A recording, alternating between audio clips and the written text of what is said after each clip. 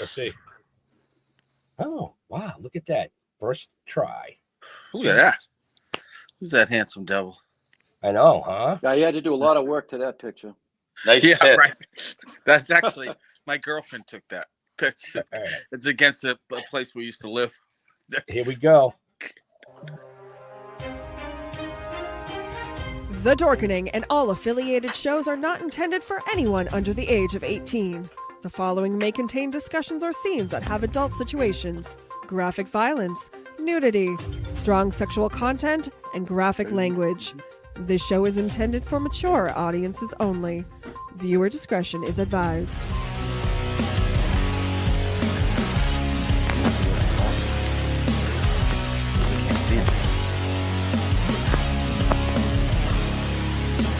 Dave.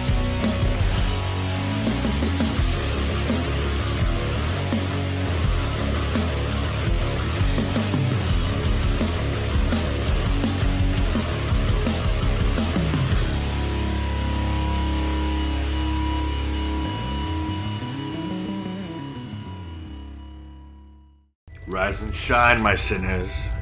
When Father Evil starts his day, he gets a little deadly. Deadly Grounds coffee has the richest, smoothest flavor you'll find anywhere. It's sinfully delicious. Once you go deadly, you never go back. Order yours at getdeadly.com. Coffee's so good, it's scary.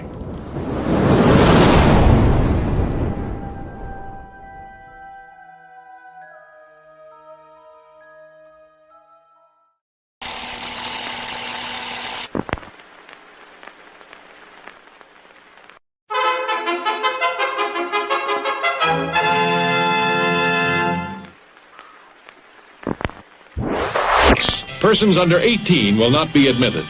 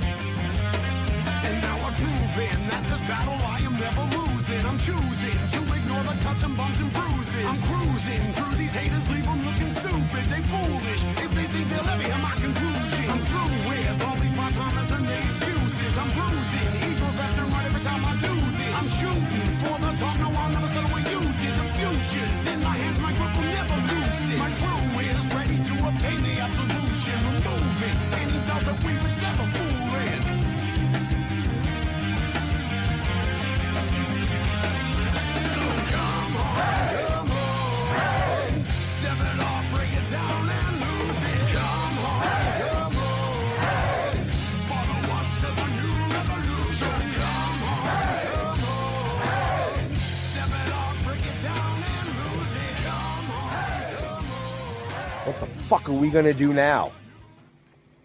Get high.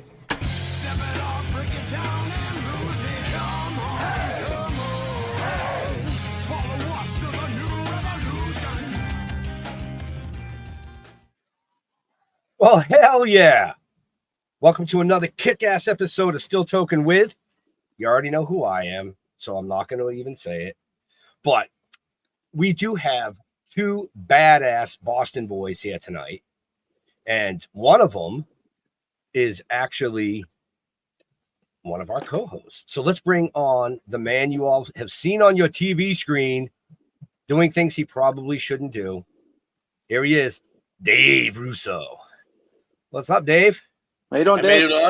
Hey, check this out. I didn't realize that I could actually share this StreamYard with folks on my page, the group page, and so within 0.2 seconds, I felt like a computer genius. I felt like a genius at the at the iPhone bar because I figured it out and somehow I'm gonna take the glasses off. So there's Oh no, Congratulations. it was the glasses that did Congratulations. it. Yeah. You're now a fucking nerd. You're now a fucking nerd. You know what? Let me see here. I like them. I don't want the glare. How have we been? Are you guys token right now? No, I'm not. Are you? No. Having a nice glass of red wine there after work, brother? Well, this segment is brought to you by Dolcino Vineyard. A taste of Italy, 1 hour north of Boston, next to Nashua in Hollis, New Hampshire. That's right. The more you drink, the funnier these jokes will be. But the bottle's all like frosted up. Would you have it in the fucking refrigerator? It's red wine, dude. Jeff, you're very astute. You can Google that word. But you did earlier when we spoke, I mentioned that my awesome 80-year-old aunt put a bottle of red wine in the refrigerator. So my question real quick to you, Dave, is does this vineyard supply white wine or is it just strictly red? You know, I'm glad that you asked me that. They have over 40 wines, roughly 15 to 20 are white, 15, probably I'd say 10 to 15 white, 25 red. They have a beautiful Riesling. Okay. It's called the Bianco. The notes are apples, peaches, and pears with a hint of lemon. I've drank a whole bottle with my girl, and we didn't get into a fight. It's a very good Riesling to drink that Bianco wine. Oh, that's peachy. Well, there was a reason behind why I asked, because, you know, you said this episode brought to you by, so that means that Dave Russo is going to ship me a bottle of that wine for my wife. Absolutely. All right. You know, I'll tell you what, you can actually go on, if you go on, not you personally, but if anyone goes on daverusso.net, we have what's called Vino Shipper, and we do actually ship it to, how many states are there? Are there 50 states? Yeah. So we ship it to like 48 of them. Well, it depends on if you include Puerto Rico. That's one of the states. But anyways, we're not here to talk about us and wine yet. Let's bring in the other half of my halfness. I thought the original halfness was there. Jeffrey. Hey, the original halfness. I am the original halfness. That's what I thought. You know, just ask my wife. I'm just a halfness. As I age, I become less halfness. At least that's what I'm being told. You know. Can I ask you guys a question? Can I ask one question? All I can see is Jeff on the screen. And we're not doing split screens. We're just doing. No, we're going to do split screens as soon as he announces the other bad boy from Boston. Because I think I look way better with headphones on than he does with those earplugs. What? You should see the butt plugs. You know, that's what I thought they might have been. You know, I control them through these. If it's a good sponsor, why not? You know, hey, what the fuck? You know, then you hear me fart all the time. I'm just saying, you know. So no, I'm looking forward to tonight. You know, Dave can be a jerk sometimes, but he's a funny fuck sometimes. I don't know. Wait a minute, Ben. We'll tell him when I came on the first time, Jeff tried just beat me down right from the beginning. I'm ready for him this time. I'm coming right at him. Right. Well, yeah, we'll see. With his butt plugs in his ears, I'm coming right at him. I don't think I got 3 words in edgewise in that first show. Yeah, no. The good thing the show's not about Dave tonight, huh? You know, no, well, you know, but we'll see if Mr. Pete Costello can handle the heat. Welcome to the show, Pete. Hey, what's happening, guys? Everything going good? Hanging well? Excellent. Yeah. A little stressed out, but I got here in plenty of time. You know what I mean? I don't know. Oh yeah, no, you were good. I should have figured you guys would start late. Bunch of potheads, you know. I mean, no, we usually start on time. It's just the comedians think they're fucking rock stars and show up late. Yeah, right. Thank you, Ben. I called Pete earlier today, and I go, you know, remind him Pete, because Pete's a little scatterbrained. And he goes, "Oh my God, I'm around the corner." So I said to myself, if he's going to be late, I'm going to pull over to Kelly's Roast Beef. So I pulled over to Kelly's Roast Beef because I've been thinking about Toking all day. So I pulled over to Kelly's, and then I just made it here just in time. But the thing was, yeah, Kelly's was fast food, that's for sure. That comes with age, Dave. We just get faster. Faster? Never mind, Jeff. He pulled over to Kelly's Roast Beef. Think about that for a couple of seconds. Yeah, I know. He had to get his own meat. Yes. Well, Kelly was there. Pete, can I brag about Pete? Can I brag how I became friends with Pete? Please do. Okay, because not a lot of people know how I met Pete Costello. So Pete Costello in 1996 was performing at the Dockside in Malden in front of a big screen TV, and in front on that screen TV was Game 6 of the Chicago Bulls going for the championship. Somehow they said comedy will still go on. It's not the Celtics. Pete went on stage. What I thought was long enough. No, but he went on stage for about 5 to 7 minutes. I thought he did great. I went afterwards. I bought him a drink. I said, that was fantastic. He's like, are you kidding me? I was supposed to be up there for 30 minutes. I bailed after 5 minutes. I ran to him 6 months later because now I'm doing stand-up comedy. And the guy, Orny Adams, who was the big wig in the movie with Jerry Seinfeld called Comedian, he was the host. Pete went up to the guy and said, hey, Dave Russo wants to get on. Can you let him on? And he went, I don't know him. I'm Orny Adams. I'm going to, And so Pete was like, peace and Brock. And he was like, yeah, don't make me knock you out. Put the kid on. He's probably going to suck.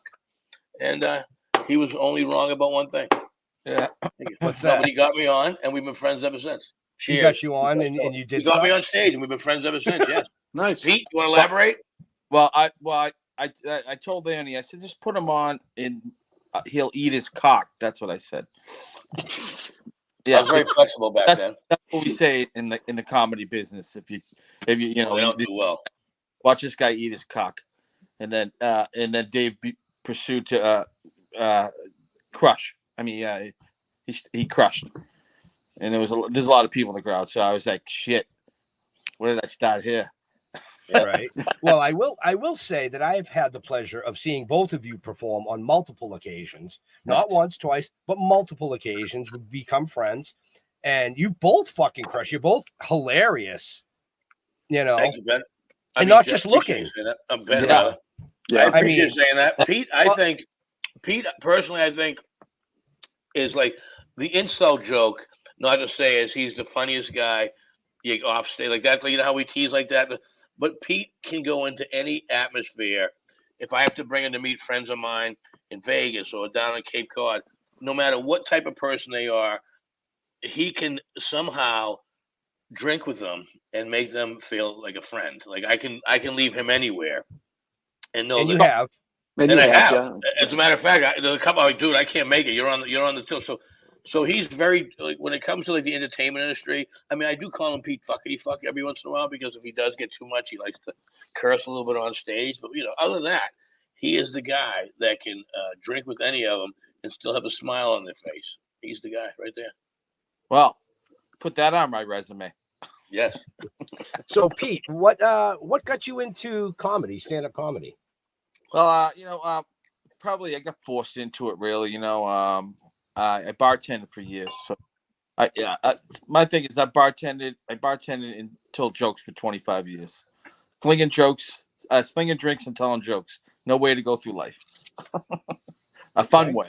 So, I kind of did that, and people, I used to take my first dates to comedy shows. Yeah, that was the best icebreaker in the world. You know what I mean? You go to get an appetizer, a drink, go to a comedy show, a couple drinks, and then after talk about it before you were making out. So Jeff, I know Jeff and Ben are big comedy fans. I always try to remember. So Pete's been doing comedy a little longer than me. He worked at the Comedy Connection in Faneuil Hall. As a matter of fact, he was a regular host there for a lot of times. He has opened up for over 25 national acts.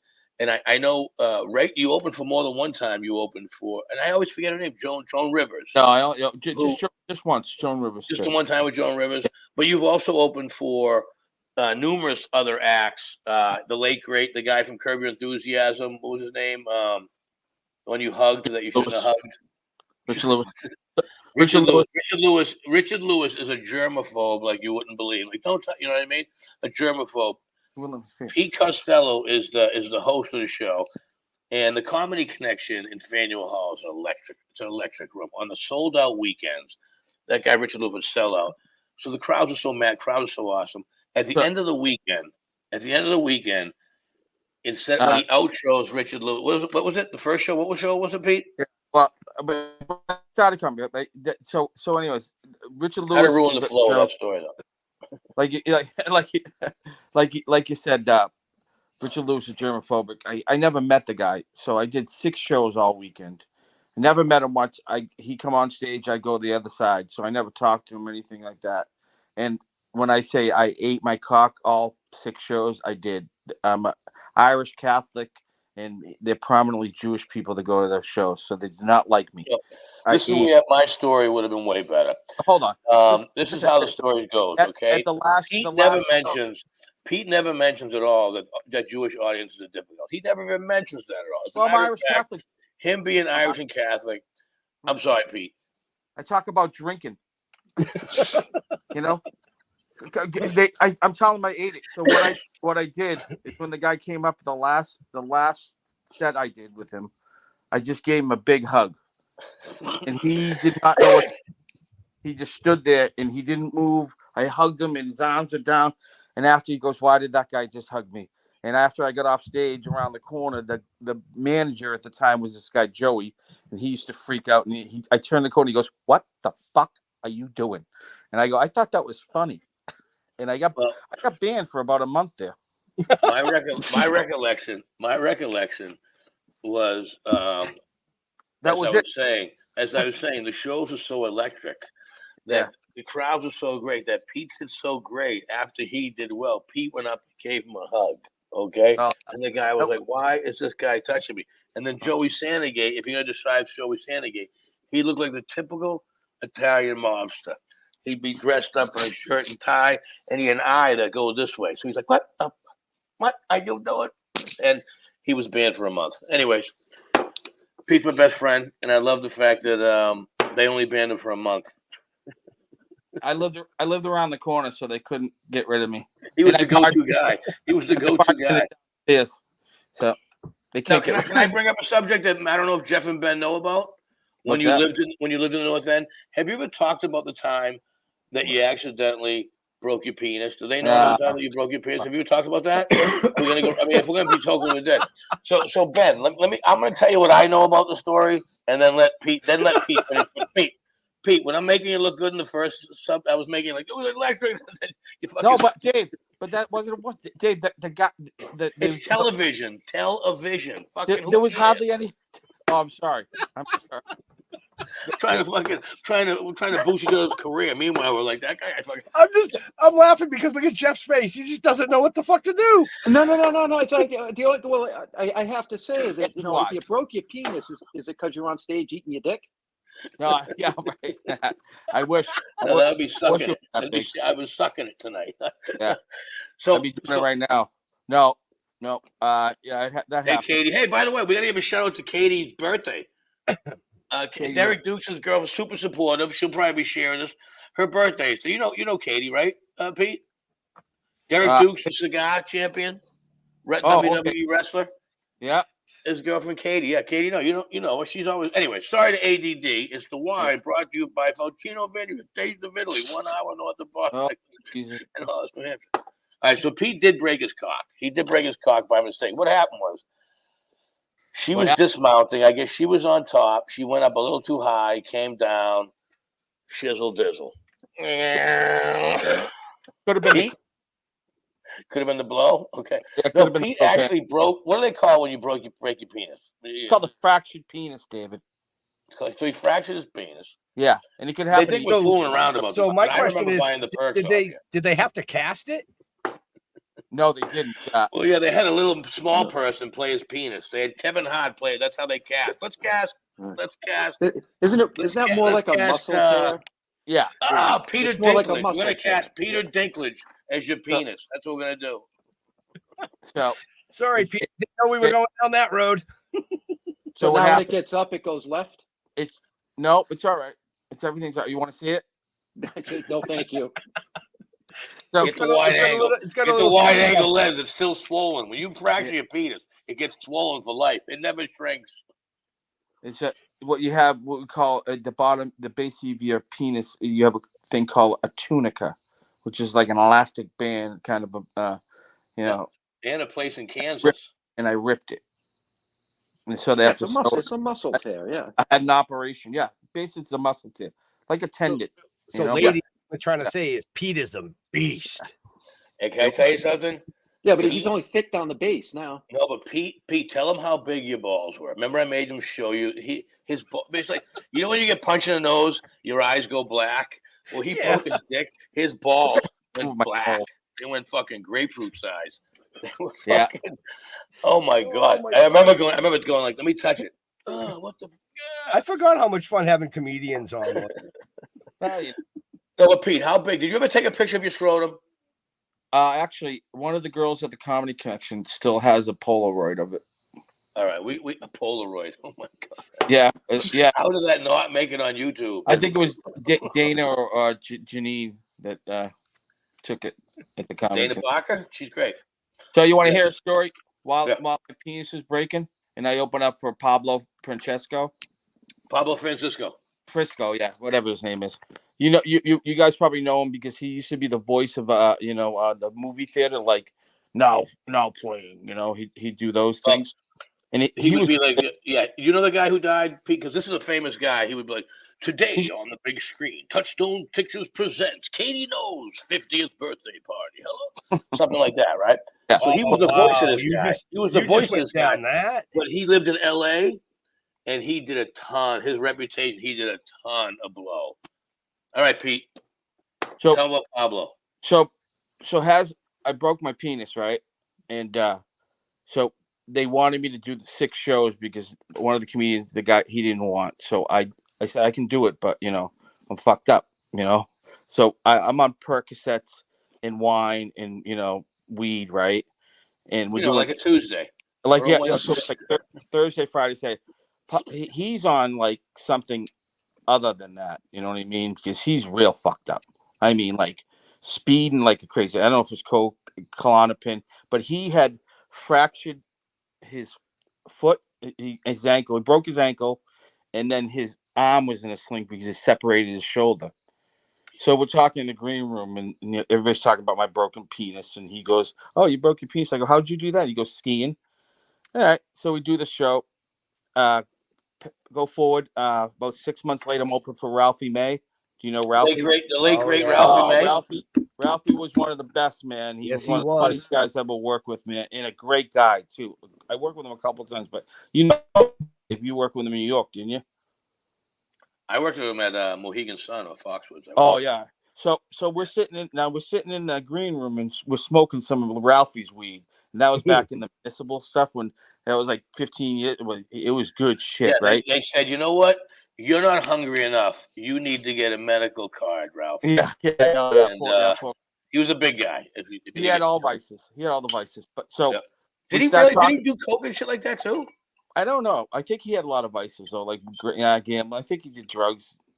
So Ralphie's there, and they start talking about my penis, and then we start talking about Pablo and how he broke his car. And all of a sudden, Ralphie May's laying on the couch, and he goes, "How do you say he did that?"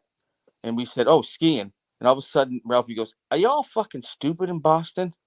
A fucking Mexican skiing?" And we're all like, "Ah, you got a point." Yeah, so and then it came out later. He jumped out of a fucking second floor. What was it? What ended up happening was the truth. He thought he was all high, and he thought the cops were coming, so he jumped out a second floor story window. That's how he did it. He did like so, but Ralphie May was so like looking at us like we were idiots. He's like, "A fucking Mexican skiing."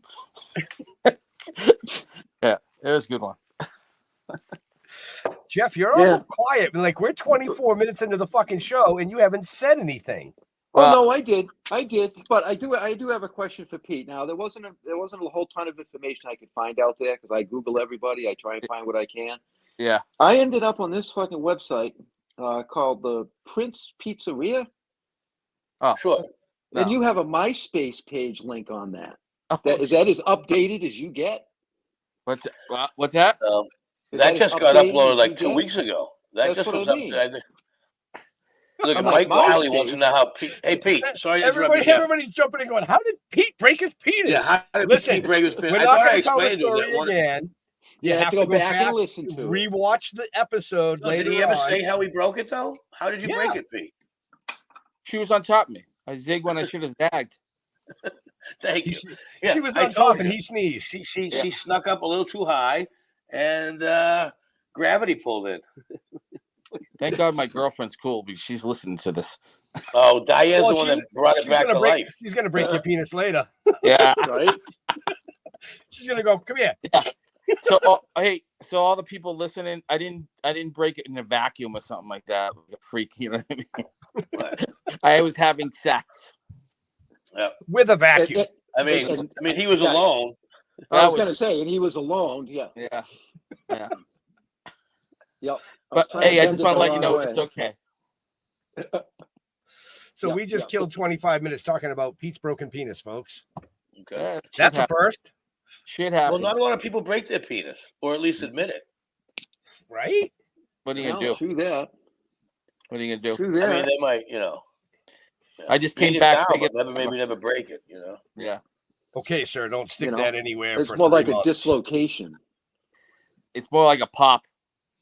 Yeah, you dislocate it. Yeah, but it was major. Like like it's like the guy that did it said he never seen one like that. But and then Now, what'd you do? Did you go to the ER? I went to the ER and they were like, First went to McDonald's and said, "Do you have any chicken McNuggets?" yeah, I went to the ER and then there's a urologist. Hey, I'm gonna pull over and get some Kelly's roast beef right now. Give me a minute. Okay. I mean, I had to go. I had to go to urgent care for my pecker once. Did you? What happened to you? No, I had a tick on my dick. Wow. Literally. I you know what? They were sucking the blood out of it. That's a good place to suck some blood. Oh yeah, right out of the tip of the dick. Let me actually wait. Let's not talk about this anymore. Oh, I knew that would change the subject right there. Thanks. Hey. Yeah, I appreciate All right. Talking comedy here. Hey, I'm gonna give props to Dave because one of my finer moments in my career, what I call I'm at the downside of a mediocre career. So I got to work with Dave, and I met in front of Bruce Springsteen and Tony Orlando, and that was cool shit.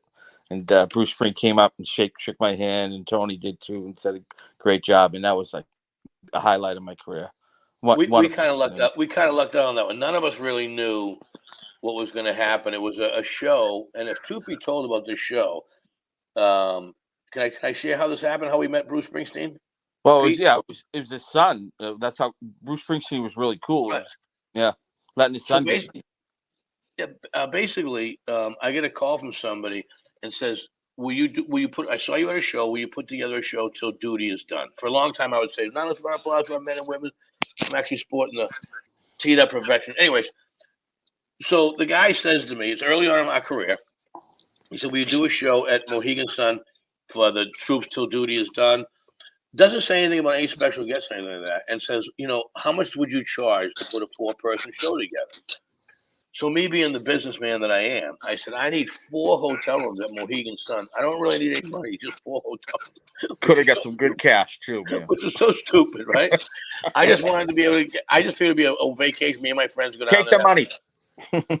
Long story short, myself, Pete, Mike McCarthy, and late day Dave DiLorenzo, who passed away since then.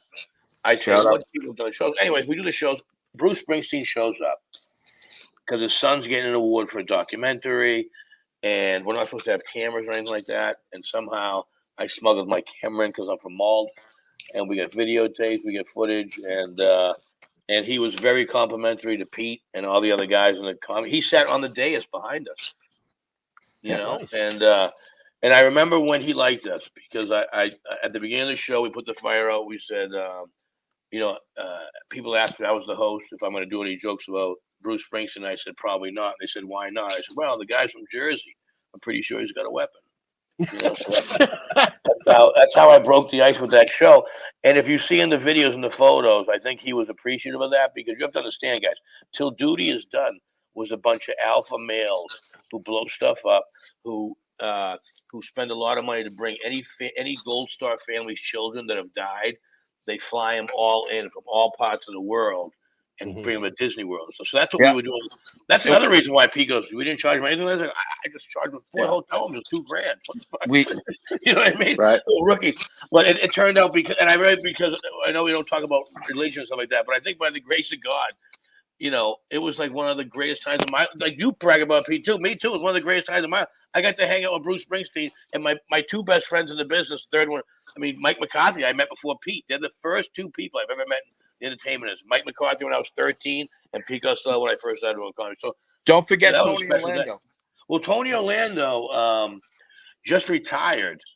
And as a matter of fact, I follow him on Instagram and Facebook and stuff like that. And this guy will tie a yellow brick around the old oak tree whenever he wants. You know what I mean?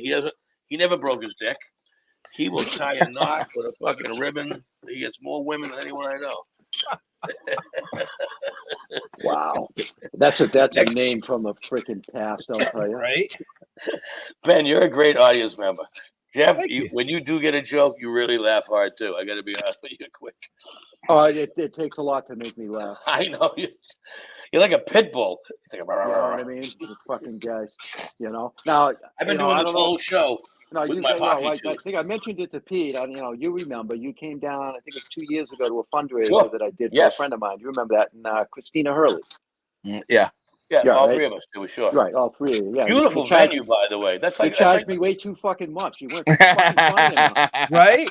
You should have just Right. given him a fucking hotel room. Wait a minute. That's Wait a right. minute. All right. Wait a minute.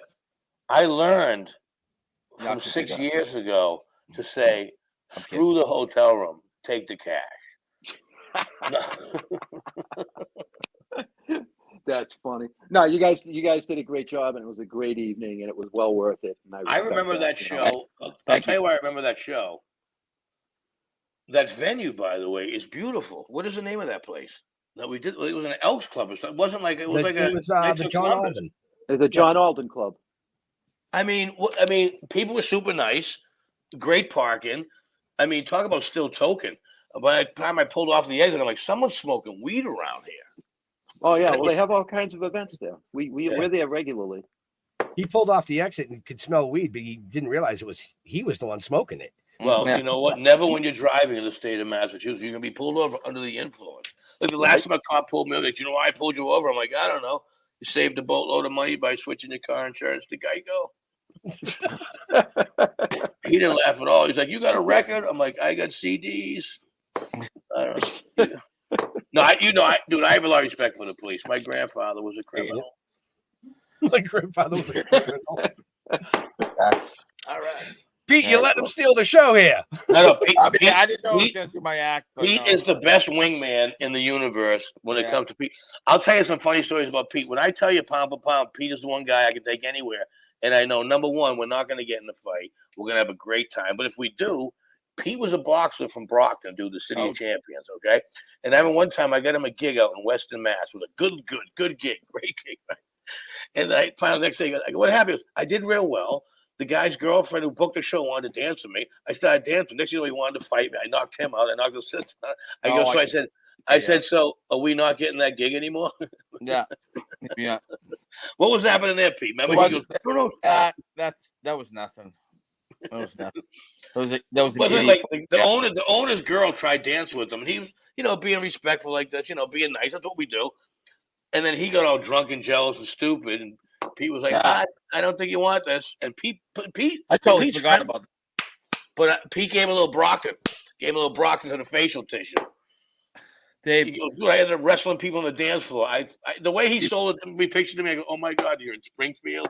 It's an away game. You're getting rolled up in a rug. all right. Oh boy. Anything else? Wait, did Diane not know about that one either? No, I'm fine. Hey, Di. She there? She's in the background. Diane's the champion. You got any Sorry. questions, Jeff? Yeah, I want. Dave, shut the fuck up for a minute. I want to hear from Pete. Right? Timing you. What's your funniest memory Of funniest? besides breaking your dick? Yeah, that wouldn't be. Oh my funny, no, would it? that's just funniest memories. I liked it. Like Dave said, I started the Comedy Connection. I didn't travel that much. I went to New York a couple times. I didn't really like it, but I always liked the camaraderie with comics. Like doing those. We're doing 5-10 minutes. Each of us is like 7 of us. We're hanging out. We're just shooting the shit, and you know what I mean. Watching people grow and helping guys out with jokes and stuff like that. You know what I mean? Because when you first start, it's hard to get your material. You know what I mean? You really have to. If somebody says they've been doing comedy, a year, and I got 45 minutes, they're lying. You know what I mean? So I mean, that's what I think. I think unless they're incredible, but I mean, like most of the time, you have to learn your craft. And it takes time to do that. And when you're hanging out with guys, and sometimes a word can change a whole joke, things like that used to help out. That doesn't really happen anymore because they don't have the rooms anymore. You know what I mean? Now, is it more? I mean, that was fun? 7 days. That was 7 days a week. The Comedy Connection. So you go over there anytime and hang out. You know what I mean? Right. Yeah. Now, do you find it more fun and a bit easier when you can tag team and you have 2 people? That way you can just bounce off of each other, or do you prefer to be solo? Well, I mean, stand-up comedy is just by yourself unless you do it. I mean, it just helps it. I mean, good comics and having fun. You know what I mean? Sometimes comics can be prima donnas. You know what I mean? No. Assholes. You know what I mean? Don't talk about Dave like that. No, Right?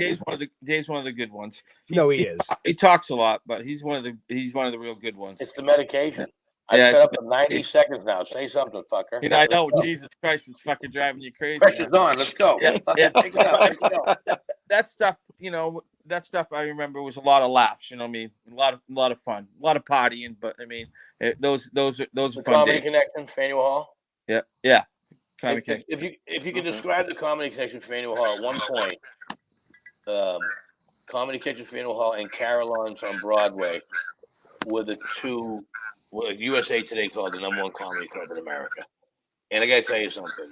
The Comedy Connection, Faneuil Hall, on a Tuesday night or a Monday night when Kevin Knox would host, and there was only 10 or 20 or 30 people in the audience, that's when you learn how to, like Pete said earlier, eat your dick, and you get strong.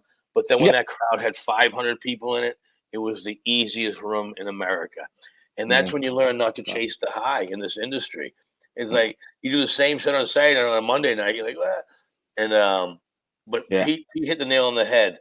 When you're cutting your teeth doing the comedy, Kobe Bryant said, I think best. Aside from saying killers love killers, Kobe Bryant was like, it's the journey to where you get that. Like when you write a new joke, or you write a new bit, it's the journey there. And when you're doing it at comics, at the showcase night, I totally miss those nights. Drive New York doing the comic strip showcases, and then you do it all, and you realize you're just making other people laugh. Just tune into YouTube. I don't have to travel. Right. And I can drink wine. Hello, America. Yeah. So can I ask you guys a question? Sure. So now, how long you guys been doing this? And over 4 years, I think. Right? Oh, nice. We're ending our 5th season. Yeah, Fifth season. Oh, nice. And do we have any samples? And the reason why Pete doesn't know about this, is he just linked up his MySpace account to Prince Peter and Giggles Comedy Club. So he didn't know you were on your 5th season, and that you guys have Austin Magazine, fucking ton of weed. Wow. Isn't it weird though? Like when I was a teenager and I smoked, and when I first started smoking weed, it was peer pressure for sure. So I'm going to high school, and the older kids made me smoke, and I didn't know how to smoke. I would just choke, so I started swallowing it. You know what I mean? Like I just swallow it. You're talking about and then second smoke period I would burp. What were you and swallowing? smoke would come out. I shit you not. I'd be like, oh my God, right? Because I still had it in my digestive system, and I burped it and it came out. And the you should have gone to edibles. Yeah, see, that's what I mean. Back then, you just had like brown weed. You know what I mean? If you got like brick weed, if you got green weed, you were like, oh my God, this is the best thing ever. You know what I mean? Yeah. I remember my mom finding my weed and dumped it down. This is when it was dry. It was 1984, and she flushed it down the toilet. And then my It all mother floated said, back up. my mother says, I found the weed you hid. I found your sister's weed you hid for her. And I'm like, what? She's like, the weed you were hiding for your sister. I found it and I flushed it. I was like, Ma, I paid a ton of money for that. Yeah, she thought my mother. I guess I'm the king. She actually found shit in my bedroom and thought I was holding it for my sister, like I would share with my sister. So I got one for you. Oh. Dave. I got one for you. My mother found my weed, right? And I put it in my sock drawer. Pretty stupid, right?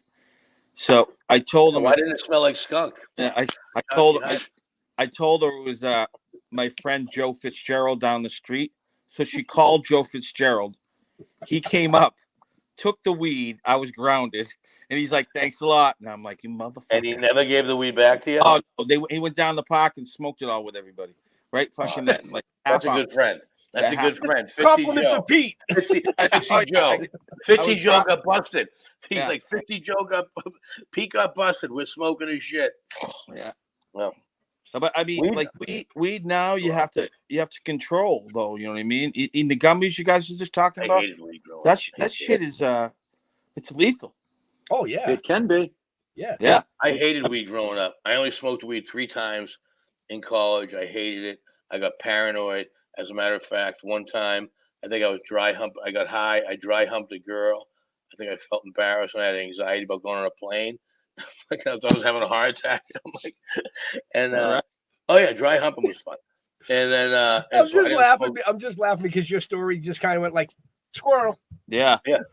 Oh, I ADD. Getting And high. then, Sorry, we love you, Dave. no, but the weed thing I hated. I had an anxiety attack, and I thought I was gonna. I remember having an anxiety attack when I smoked weed when I was 16 years old, and this is what I described it to people. I described my heart was going so fast, okay, that it was like put your car in neutral and just keep stepping on the gas. And I'm going, and I remember, and for the first time ever, my mother was like, "What the fuck is wrong with you?" My father's like, I'm wicked high. I think I slept for like 12 hours and didn't smoke weed again for like 12 years. And Now you smoke bongs.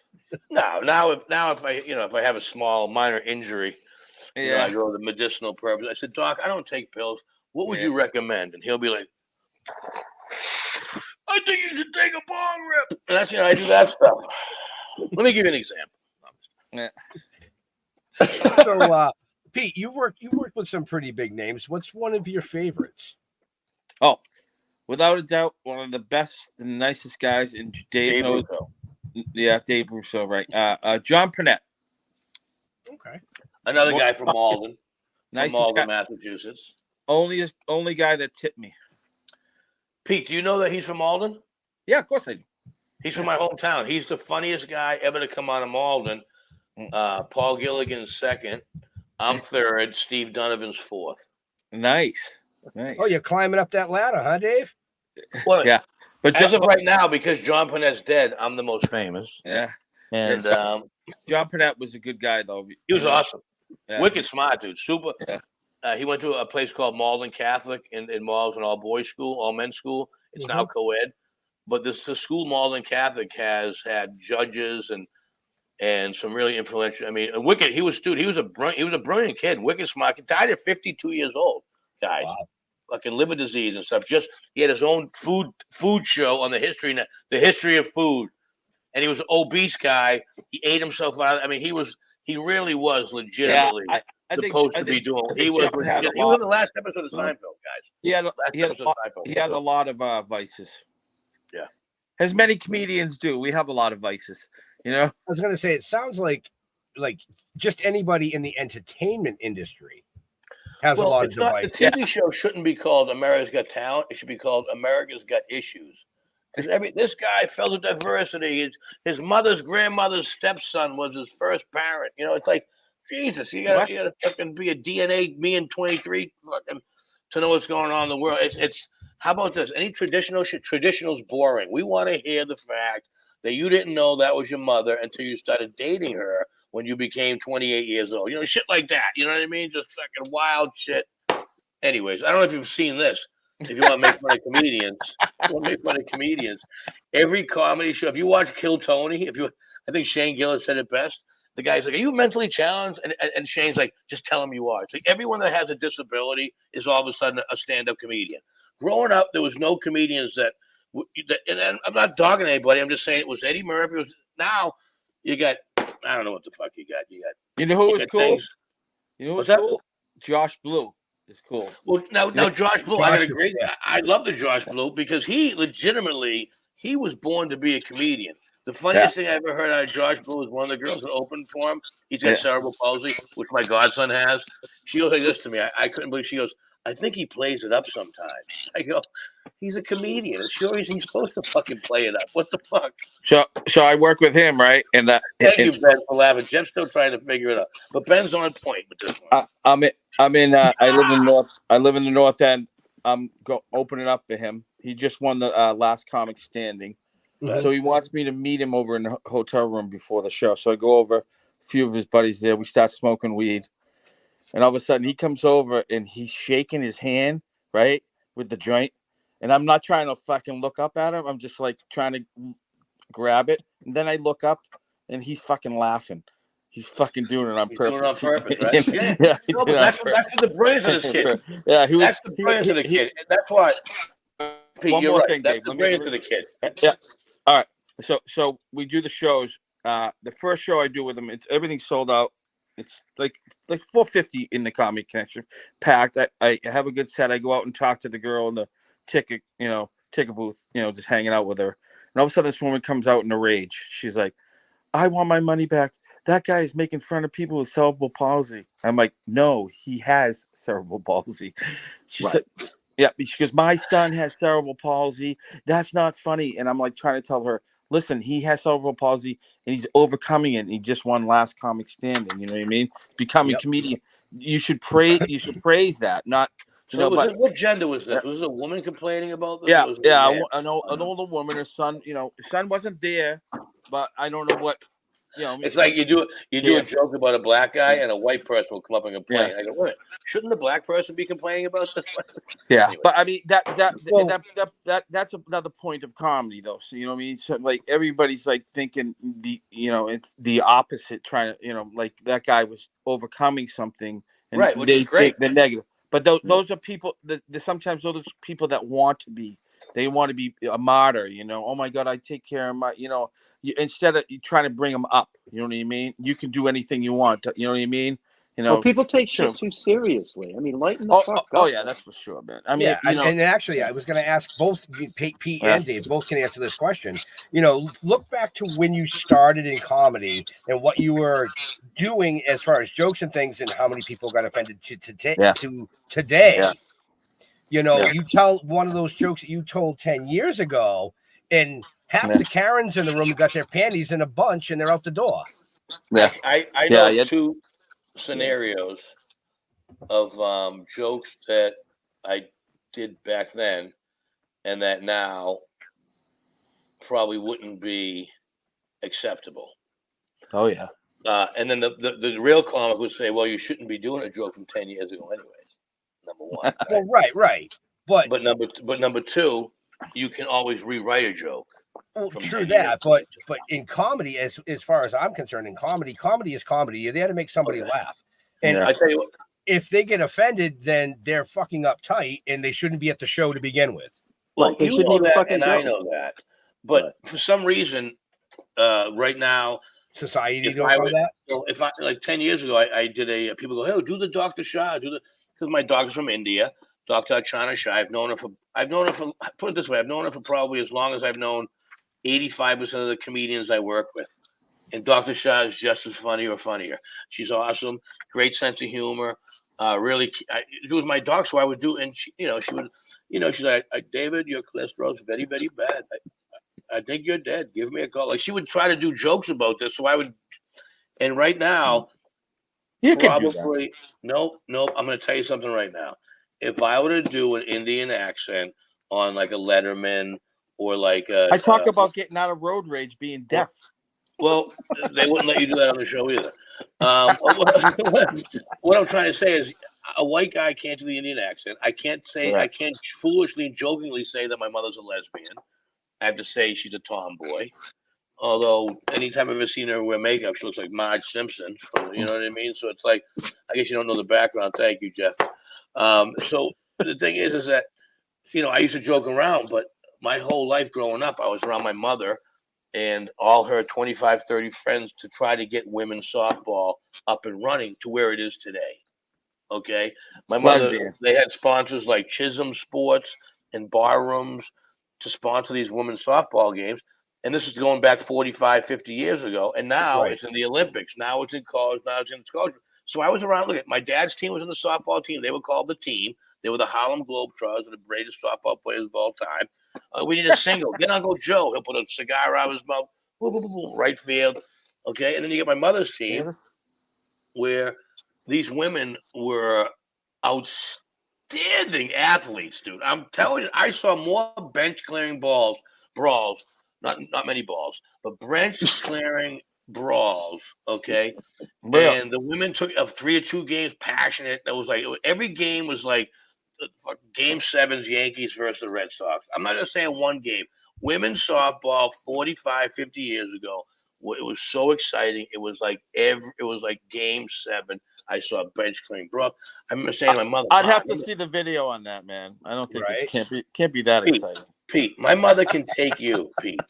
And she's 80 on October 21. I love you. Oh, it's the same day as my son's birthday. Yeah.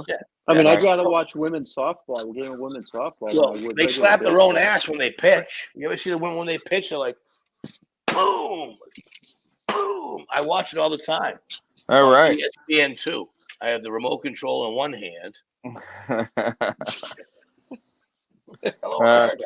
I love women's softball. So it's my favorite sport. But Dave, Sean O'Brien said he's on your porch and your door's locked. Back porch. Oh shit, he is in the back porch. 1 minute. Is that the kid, Sean O'Brien, the comedian? Sean O'Brien Jr. Yeah, he's doing a little comedy. I've seen a couple things. Funny. Say hello. I was gonna leave him out there longer. What's going on? What's happening, Sean? All right, that's Sean O'Brien Jr. Maybe you may have seen I can't even talk about what you may have seen as relative on what news station today because we don't talk politics. Anyways, how you doing, America? You want a drink? He's got some cold red wine for you.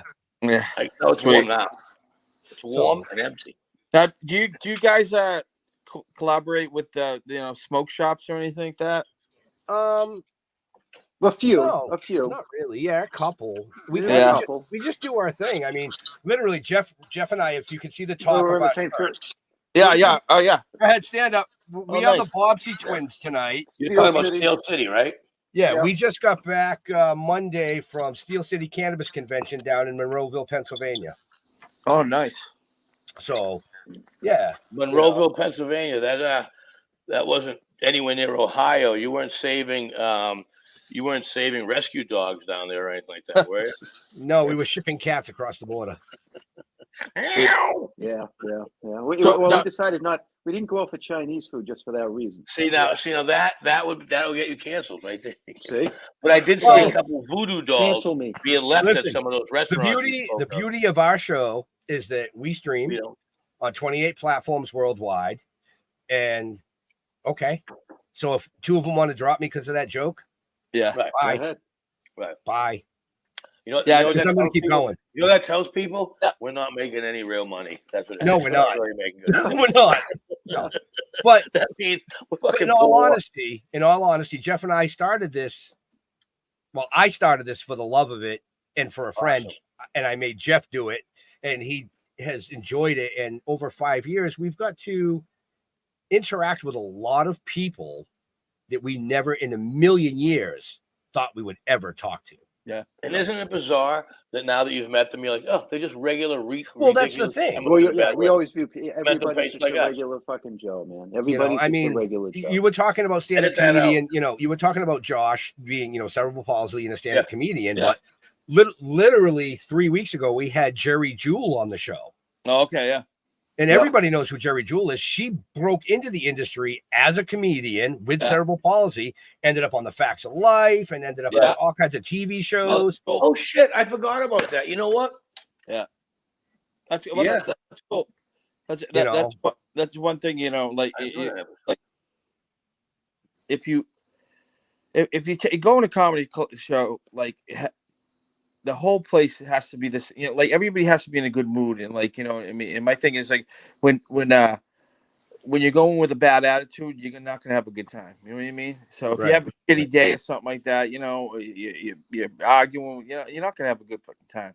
So now I know both of you, when you do your acts, sometimes incorporate the crowd. You'll find somebody in the crowd and you'll give them shit. David's usually looking at me and giving me a hard time, which is fine.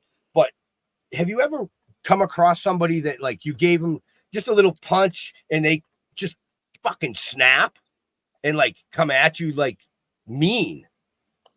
I got a fork thrown at me once. Really? Yeah. Were they hungry? No, it's just threw a fork at me up in Maine. Really? It only hit me in the leg. It was a 1-tooth fork, so it was actually a knife. I was going to say it was a plastic. That was a knife, Pete. That's a knife, man. That's a fork. So come on, don't pick on the guy that threw the fork. He didn't have his glasses on. He thought Pete was a cow going by. Leave him alone. He's checking me out. Well, I mean, to be honest, at the old age homes, they don't give them real silverware very often. Yeah. True that. It was a shank. No, I was just curious because I mean, I know there's hecklers, and I've been to comedy shows and heard hecklers. I'm just curious that if either one of you have ever encountered somebody that was like I got attacked on stage. I got attacked on stage once by my own security guard. I was opening for the late great Kevin Knox at Salem State College, and by the way, I'll talk about that. But so Kevin Knox, I'm opening up for Salem State College. Now, my job was as the opening act was to do 15, 20 minutes. I'm the young kid. College at the time. College of Reason. It was pre 9/11. I go up there, high energy. So the kids are saying, the audience is saying, make fun of security guard. Make fun of security guard. And I go, and I said, why would I make fun of the security guard? He's going to protect me. But then again, he had this fluorescent security jacket. I go, but then again, I mean, what's up with the fluorescent? How are you supposed to sneak up on somebody like that? I turn around, the guy fucking jumps me on stage. Right? So now, the thing that I didn't know at the time was he was mentally challenged. The school hired him as a security guard to be a mentally challenged kid. So the kids are telling the audience know this, these little bastards, and they're like, make fun of the kid, make fun of the kid. I'm like, no. So I goof with the kid, he jumped me. So now, no lie, dude, I'm on stage. I got him in a single leg. Tackle. He's like, don't do it. I kick the foot out and I slap him in the head, and my fucking watch breaks. And after this podcast is over, I'm going to look to see if I still have that email from the lady from Salem State College who apologized for someone attacking me on stage. How can I pay to repair your watch? And I still have the watch, by the way. And I knocked that kid on the ground. Fuck him. The first time, some of those vests make them look like giant glow sticks. You know what I mean? It was so bad, dude. It was like, and Salem State College is a tough school to get into, when it's locked. Thank you. So when I first actually got paid, and that's when I considered myself a comic, when I actually got paid. So was that for a last while, week? Paid. I was in Bangor, Maine. I was with Chuck Roy and Al Del Benny. I got blatantly homosexual comedians, by the way, on record. In a check. But so I went up and did 15 minutes. Al Del Benny went up and did a half an hour in front of about 30 people. Super funny, by the way, Al Del Benny. Super funny. And the whole time, this woman in the middle of the crowd was fucked up and kept on laughing and saying something, and then her head would go on the guy's crotch, you know what I mean? Because she was laughing. So I didn't pay attention. I didn't do anything because I didn't know how to handle heckler, and Al didn't really do it. So Chuck went up and he started saying shit to him, and the woman's like doing the same thing, and then he goes, something, I can't hear what you're saying, because every time you say something, you go down in his crotch. And then he pauses and he goes, come to think of that, you were like that the other night with me. And all of a sudden she got up right after he said that, in one motion, grabbed a beer bottle, chucked it at him, and hit him in the chest. Like a champion. Yeah. It hit him in the chest. Softball players in Maine. A lot of softball players in Maine. Big women. Softball players. Strong like gold. So they kick her out and kick out the guy, right? And she left her pocketbook there, and they said, "Oh, her pocketbook's here." And Chuck said, "Whoa, wait, give me that." And he took a beer, and he poured the whole beer in her pocketbook. And I was like, I think I want to do comedy. That was the deciding factor. Yeah, I was like, Right? yeah, I got Chuck Roy. that's Chuck what- Roy no longer does comedy anymore. All right. Chuck Roy. I think he does it out in Colorado, right? No. Well, all I know is that when I auditioned at Giggles Comedy Club, this is where you would get, he's a homosexual guy, no big deal. I had known it. We were friendly, no big deal. But he came up to me all flamboyant and going, "You're auditioning tonight. You have to follow me." When I got to audition, I got to follow Carrie Louise. And I go, "What's the difference between following a girl or a big guy?" Like, I didn't really know the difference. And I kind of think I think I kind of like said, "What's the difference between following a girl or a fat guy? What's the difference?" Like I don't think he appreciated that. So, fuck him. Anyways, what are you gonna do? But he was kind of trying to intimidate me. I'm like, "You're a gay heavy dude. You can't intimidate me. My mom's a lesbian softball player. I'll put you in a small package." Anyways, he wasn't nice to me, so fuck him. How's that sound, Pete? There's a lot of fucks here tonight. Well, Ah! all right. So We are getting close to time, so go ahead, yeah, Jeff. I wanted to, what do you guys got coming up? Where are you going to be? I will. Oh, this weekend I will be in Andover at the China Blossom Wicked Funny Comedy Club with Christine Hurley. Yep. Nice. And I'm gonna be in rehab after this episode. I'm on Cape Cod Saturday night. That's right, Saturday night. Skippy's Pier 1, South Yarmouth, right on the marina. I'm actually celebrating 3-year anniversary. I'm headlining my first time ever. I've been producing the show. Yes. Pete, Matt, Mishy, and myself for 3 years. I'm actually headlining for the first time ever this weekend. I got Danny Miller, a promotion. Pete introduced me to. Pete introduced me to Danny Miller and G Funny Greg Howells, the guy from my neighborhood, lives right down the street from me. Actually, he's a black dude. G Funny, another funny dude that nobody knows about. He's like, "Don't take my pictures right now. I'm still collecting unemployment." He's just like, "Don't post this shit." He find Danny Miller. When I first met him, he got picked one. He was like one of 10 people they picked for the Aspen Comedy Festival. So Skippy's Pier 1, South Yard. One of my favorite clubs, and the club that Pete's talking about. Yeah, China great Blossom, club. Great Yeah. club. Came down and saw both of you at Skippy's. I think it was last year. Oh Yeah. You brought the weed, so I don't really remember that much that night. Well, yeah, nice. What's the name of your sponsor again? we don't On your have a shirt? sponsor. Go on the name of the shirt. Oh, Steel City Cannabis Convention. Okay, so because you're both wearing the same shirt, right? You and Jeff. Yeah. Yeah, because we just got back and they gave us the shirt, and I was like, "Watch, that motherfucker's gonna wear the shirt too." And we both wore the shirt, and I was like, "I ain't changing. Fuck it, we're the Bobsey That's, twins tonight." That's the theme of today. We're wearing. But you'd be surprised how many times that happens. So Yeah, when you guys talk about cannabis, you guys do all of that, just not the THC, not the weed that get that. Do you do all the stuff? Like, is that what when you go to these conventions? Is that what it is? Oh, well, it depends on the convention. Like we've done, like the Steel City Cannabis Convention was a lot of different vendors with different styles of products. Okay. Dispensaries, medical dispensaries, because it's Okay. It's all medicinal down there right now. Yeah. We were the celebrities. So we were one of the 2 celebrity guests that were brought down for the event. So it was Jeff sweet. and I, and they flew our good friend Tim McBride up from Florida. Oh, all right. So if you've never heard of Tim McBride was Look him up. he was responsible You're the for lefty bringing pitcher for the Phillies. yeah. Doug McGraw. I'm sorry. Yeah. So he was one of the gentlemen responsible, 3rd generation, for bringing like 120 tons of cannabis through the Florida Everglades for the Colombian cartels. Oh, I think I saw The saltwater documentary cowboy. movie, right? Saltwater cowboy. It's being I guess it's being made now, but he's Yeah, got his there's a- book out. Oh, okay. Yeah. How does he feel that he went to prison and now all that shit's legal? Like, how does he feel? Like everything that the government's doing right now, he created that shit. He helped create it. the government's copying what all the geniuses did.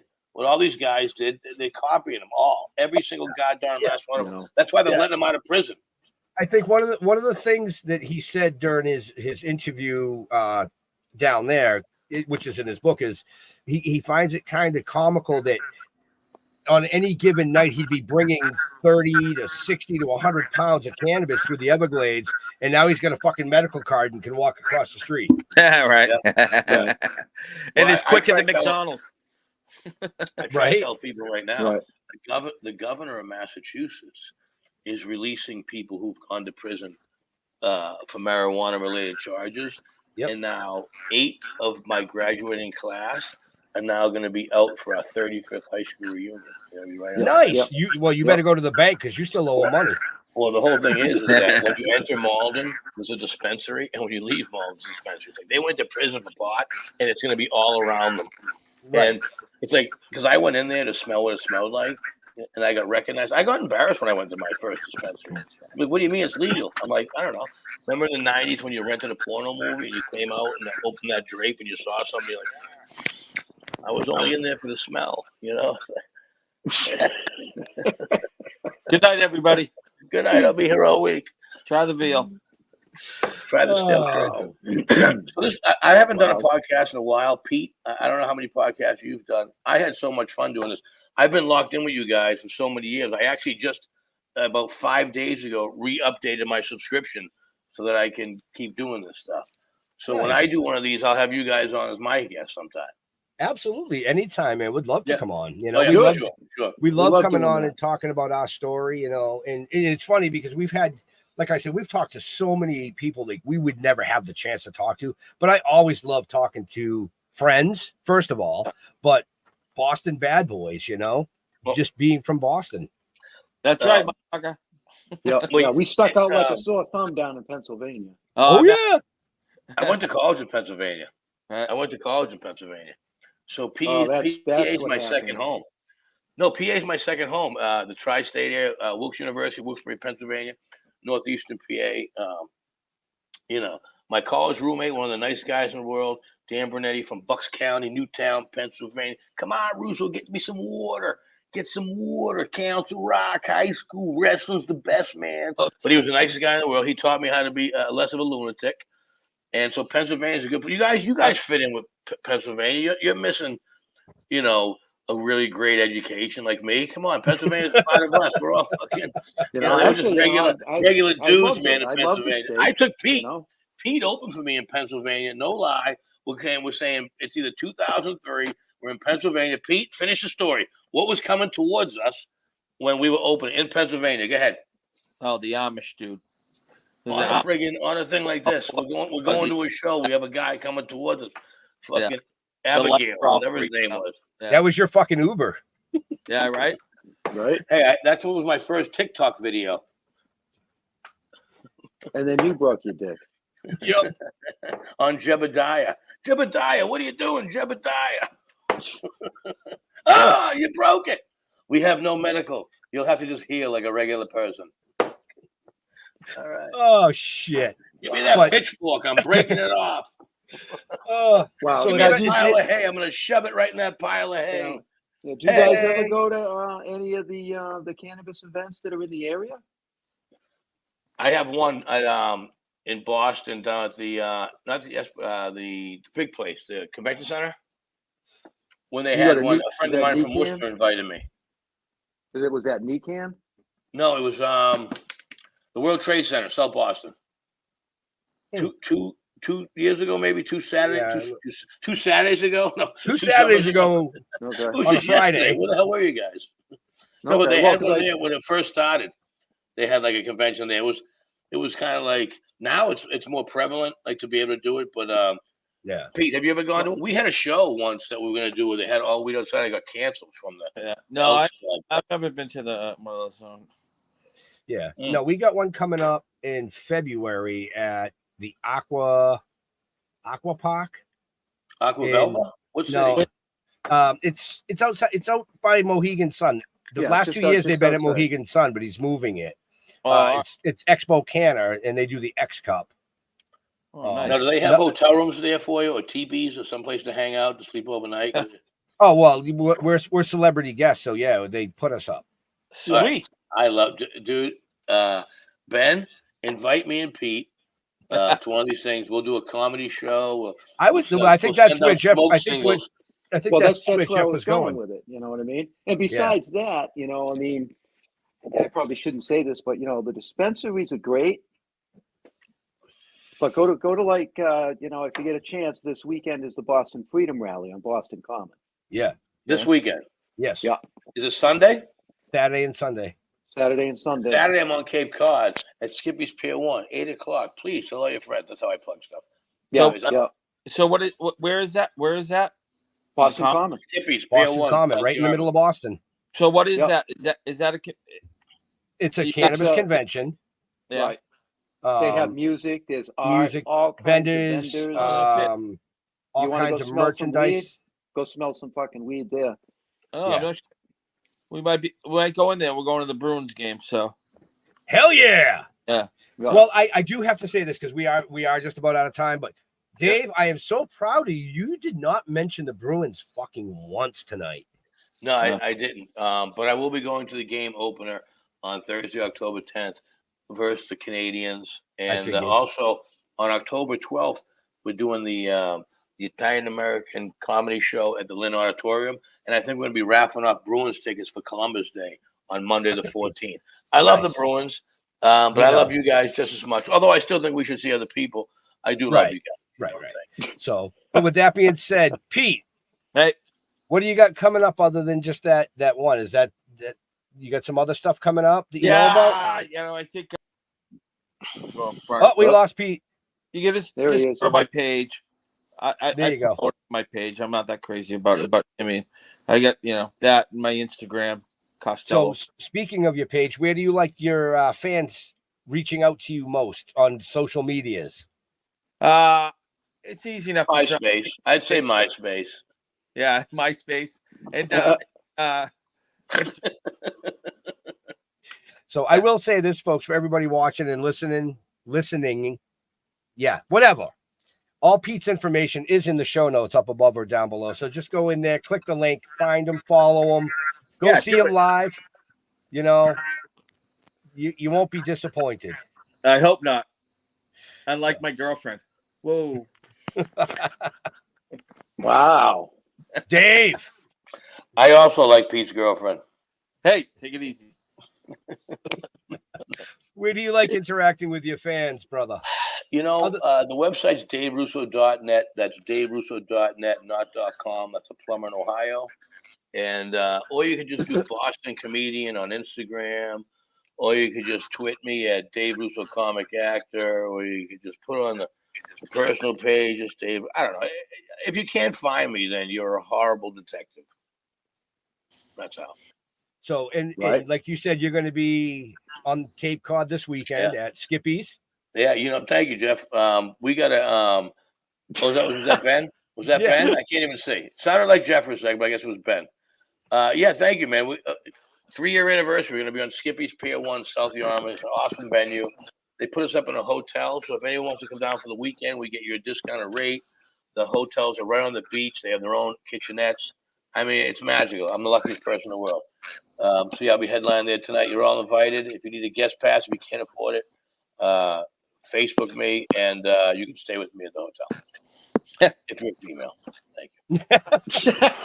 I will say right next door to Skippy's is another hotel. When I went down to see him, we actually spent the night prior and after. At the Red Jacket? I don't know what the fuck it was called. Why'd you tell me? I would have put you up at that place. I'm sorry, dude. Jesus, I was such a rookie. Next time, please. It's all good. It's all good. Next time. Jeffrey. Yep. Thanks. Yeah. These guys are they're broken dicks to fucking, I mean, Jesus fucking Christ. Thank you guys for coming on. Dave, just don't fucking ever change, all right? Don't ever change. Yes, and sir. Congratulations on your first, what'd you say? It was the first headliner? Yeah. I'm going to be, I've been hosting all the shows, and now I think I'm ready to take it home. Well, congratulations, and, break a dick or a leg or whatever it is. No, it's eat a dick. My third leg is a dick, so that's okay. Oh, that's right. All You right, did, I'm Dave. out. I'm leaving. All right. Have a Thanks, good one, guys. guys. As far Thank as you. us, Thanks as a far lot. as us, just thanks a lot, you bailing bastard. I'm Hold staying. on. I'm still here. All right. Let me finish up. Go to stilltoken.com. You'll find everything you want to know about us, or go to Token with the Dead on Facebook. You can go to the Instagram and all that kind of stuff. That would be Ben handles that because I don't know shit about it. I'm too fucking old. Simple as that. You know, Red Coral. You can see a lot of our previous episodes on Red Coral, and they're all linked on our website as well. Sorry about that. I'm back. No That's problem. okay. Nobody saw Hey. you anyways because Jeff was talking. Jeff's in control. No, hey, I appreciate it. I had fun, man. It was nice talking to you guys. You know, No, appreciate absolutely. it, Pete. So just hang out for one more minute, Pete, till I close the stream, if you don't mind. No. Sorry about that. But yeah, no, that's fine. But no, in all seriousness, folks, there's no seriousness yet. No, seriously. Nah. Want to give a big thanks to Pete for coming out and chatting and telling a little bit about his career in comedy. A huge shout out to my boy Dave for coming on and heckling Pete because that's what we wanted. Kind of trying to take over the show like he does. I'm gonna get you, Russo. But definitely follow both these comedians. They're Boston badasses. They're always in the area. They're always doing something. And I tell you right now, you will not be disappointed. We'll do shows in your basement, okay? So if you need it. They will do a fucking show in your basement if you pay Just them for a enough. hotel room. Just for a hotel room, we'll do a show in your basement. The hotel room's in the fucking basement, dude. All right. I'll do that. So, like Jeff said, check us out, stilltoken.com. As far as events for us the rest of the year, I think we're pretty much on a hiatus until February. Kind of get through the winter, get some projects done, get some more writing in the novels done, comics. Hopefully the animation will be finished, and all that good shit. But we'll be back here next week with another Boston badass, Mr. David Fielding, author, Green Beret, spy for your U.S. government. He's a real badass. He is a real fucking badass. But makes you guys look like a couple of fucking Cub Scouts. Couple of marrieds that just broke. Wait, hold on a second. Is that guy tough enough to break his dick and talk about it on the That's Still right. Token Dude, podcast? I bet you this guy's tough enough to break his That's what I dick want. off. He's probably tough enough to break his dick off, stab you in the fucking throat with it, and then reattach the fucking thing by right. himself. No stabbing in the throat with anyone's I'm cock. just saying. Anybody that goes into the armed special forces is probably a badass. Oh But yeah. when you can convert from your armed special forces to being a fucking spy. Yeah. Now he's our third gentleman on our show that has gone through the ranks to special forces and actually gone into covert operations for the U.S. government. All right, so I have to tune into this one because I want to be able to ask a question: what he knows about unidentified flying objects, underground submerged objects from the ocean. We don't know shit about the other. This octopus is the size of the Empire State Building. They'll suck you in. A lobster, you can cut his arm off and it'll grow back another arm in like 75 years. A jellyfish doesn't even die. I want to ask this guy these questions. Yeah, me too. But in all seriousness, folks, to all our veterans and first responders, we want to thank you for doing what you do, so people like us can come up here and do what we do. Stay safe. We'll see you next week. We are out of here. God bless America. Peace.